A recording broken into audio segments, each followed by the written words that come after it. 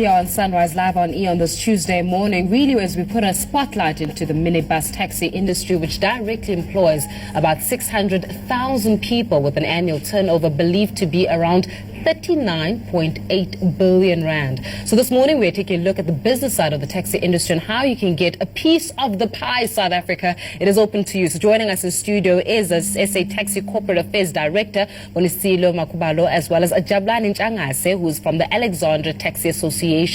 This is an open conversation for you, so you can join us by leaving your comments on our Facebook and Twitter pages. If you want to understand more about the taxi industry, if you want to even get into the industry in itself, our lines are open to you this morning. 011 447 1742, alternatively 1620. That is the number to dial, 1742 or 1620, and we'll make sure that some of those questions are answered this morning about the sector of industry. And thank you so much, gentlemen, for joining us this morning. Thank you so much for having us. Now, Babta Blani, I'm going to save your story because your story is a very interesting story that I want South Africans to know about how you can go from taxi driver to taxis, plural, owner. But to kick off our conversation, Bonisile, I mean, contributes about 39.8 billion rand into the GDP, and this is annually. May I ask a very pertinent question of why is it still considered an informal sector if it contributes that much?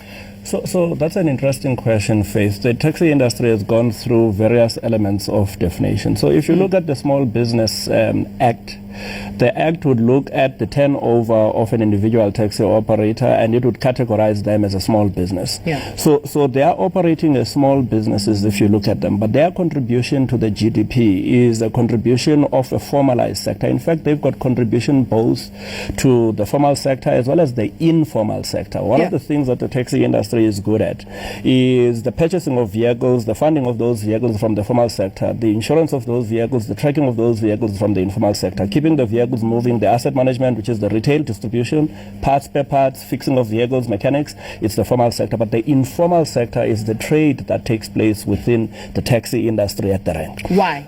And I think it's because if you look at the Stats SA stats that was done in 2013, what it does, for example, just Gauteng, it shows that there's about 2.4 million people that passes the taxi ranks in Gauteng on a given day.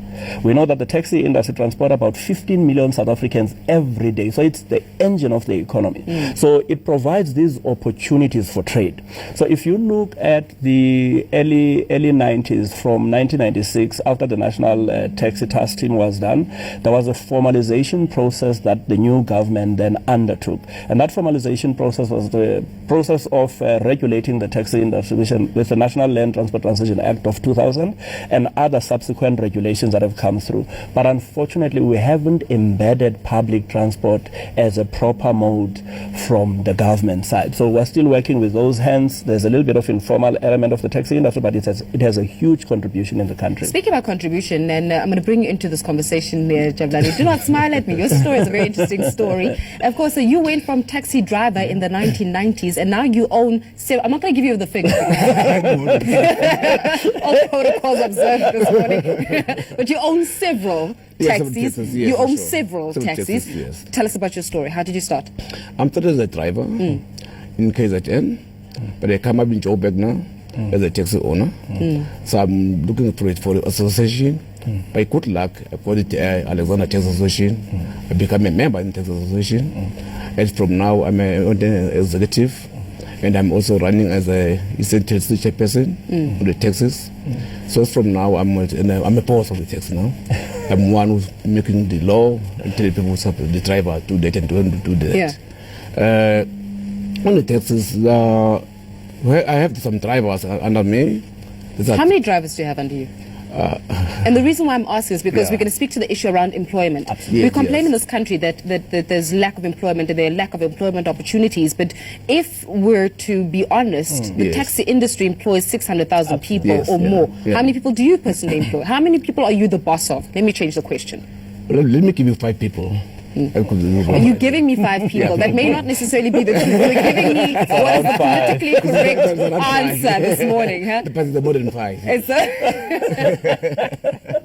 Now, and this speaks significantly to where the industry is going and how significant the industry actually contributes to the country's GDP. And when we're looking at how lucrative it is, one would wonder how many people, because it's seen to be an 100% owned or 100% black-owned industry. Yeah. But you guys faced a problem in the late 90s of makwapeni. Yeah. This is a new term I've learned this morning. Abo makwapeni, not what you think. Tell us about abo makwapeni. So the interesting challenges with the industry at the time, I think like any other business, where there are opportunities, there's space to make money. A lot of people would want to go in there. Sometimes people would not go through the normal channels. There was a time at which people who are not authorized to operate taxis, so to speak, or people who are not members of associations, even people from different races, would buy taxis and have somebody to drive the taxis on their behalf.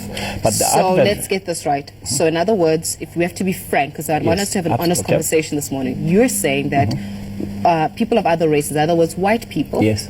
okay, Yes. would buy taxis and make the black people person to run it as if it's theirs. to run it as if it's theirs. And so that is called fronting. That's fronting, absolutely. Yeah. It's Yes, the early fronting, yeah. stages of fronting before the BEE. Okay. So what helped us was that when the National Land Transport Transition Act came through, it then required the move away from the old permits to the operating license. Now, with an operating license, you had to link 3 things.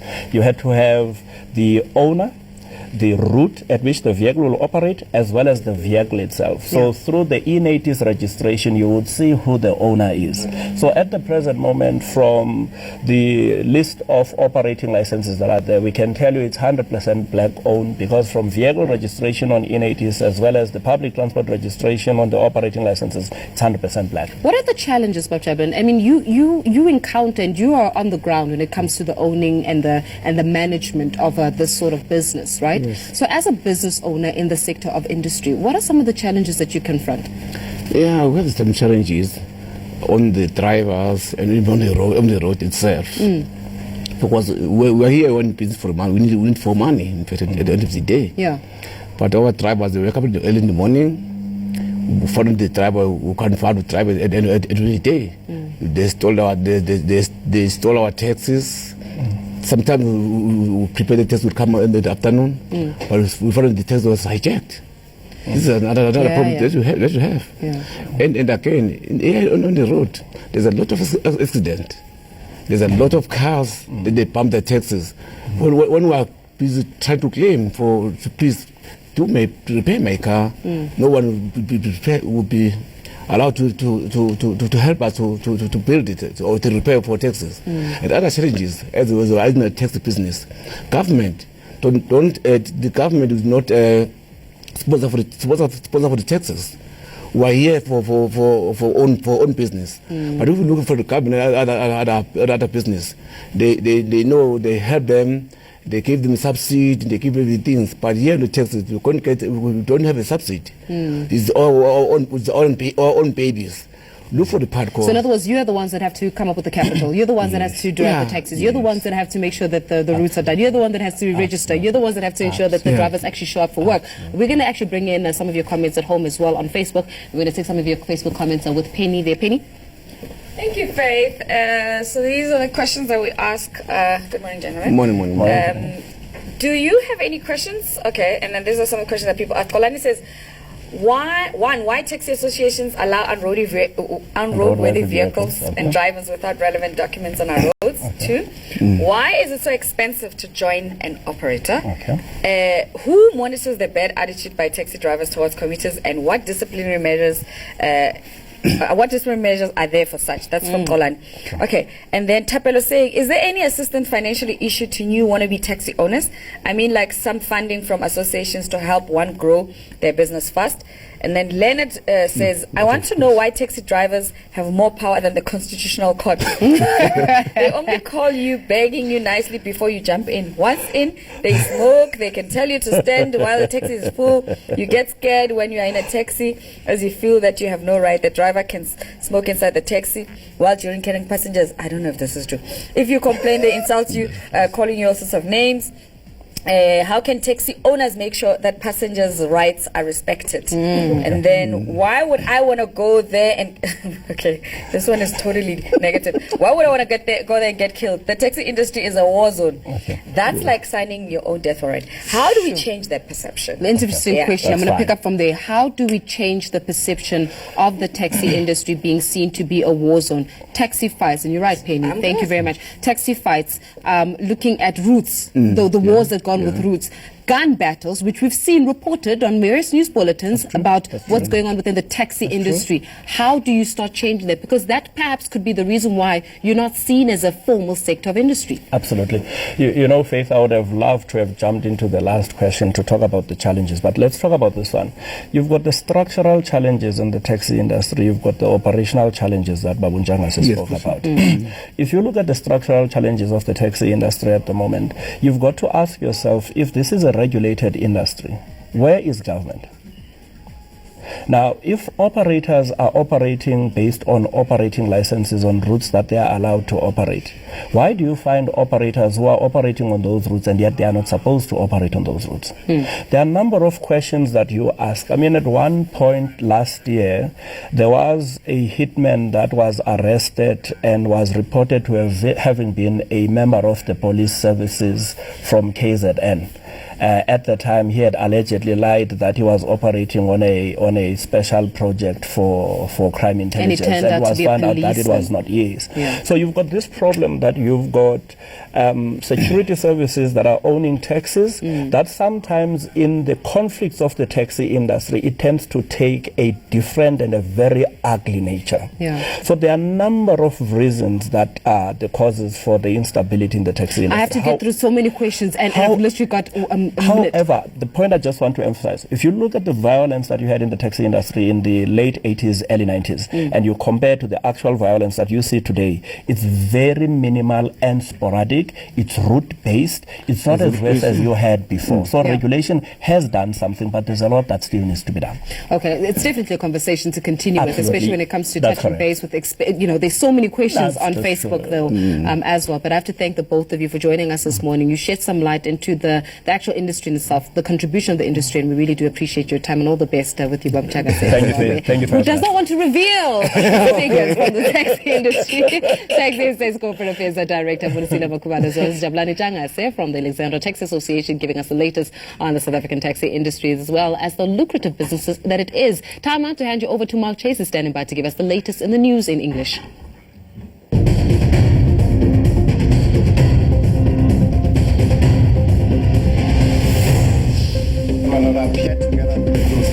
The judge will explain why it ordered President Jacob Zuma to reveal reasons behind his recent cabinet reshuffle. The North Gauteng High Court is set to hear former Hawks boss Bernard Lemez's restraining order against Police Minister Fikile Mbalula. And 5 lions have reportedly escaped from